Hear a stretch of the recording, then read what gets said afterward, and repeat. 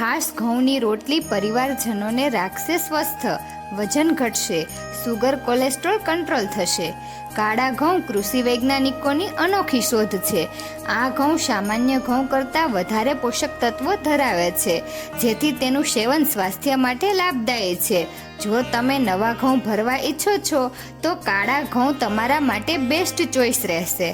આ ઘઉંના ફાયદા જાણવા જેવા છે.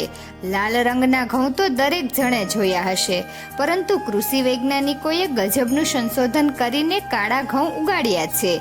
આ ઘઉં સામાન્ય ઘઉં કરતાં વધારે પોષક તત્વો ધરાવે છે, જેથી તે સ્વાસ્થ્ય માટે ઘણા લાભદાયી છે.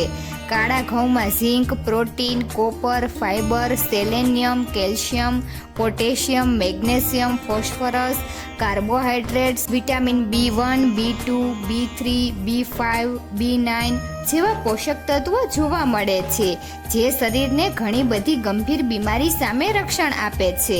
કાળા ઘઉંમાં રહેલું મેગ્નેશિયમ કોલેસ્ટ્રોલને કંટ્રોલમાં રાખે છે, પરિણામે શરીરમાં હૃદય રોગનું જોખમ રહેતું નથી.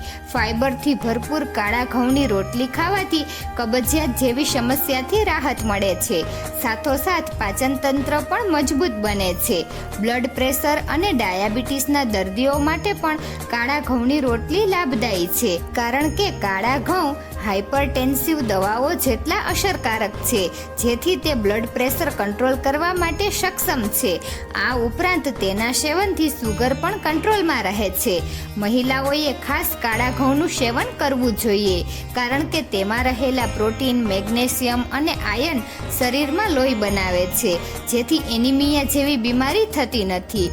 ફાઇબરથી ભરપૂર આ ઘઉંની રોટલી ખાવાથી વજન પણ કંટ્રોલમાં રહે છે, પરંતુ એ વાતનું ધ્યાન રાખવું જોઈએ કે આ ઘઉંનું વધુ માત્રામાં સેવન ન કરવું જોઈએ. તેનાથી શરીરને ફાયદાને બદલે નુકસાન થઈ શકે છે.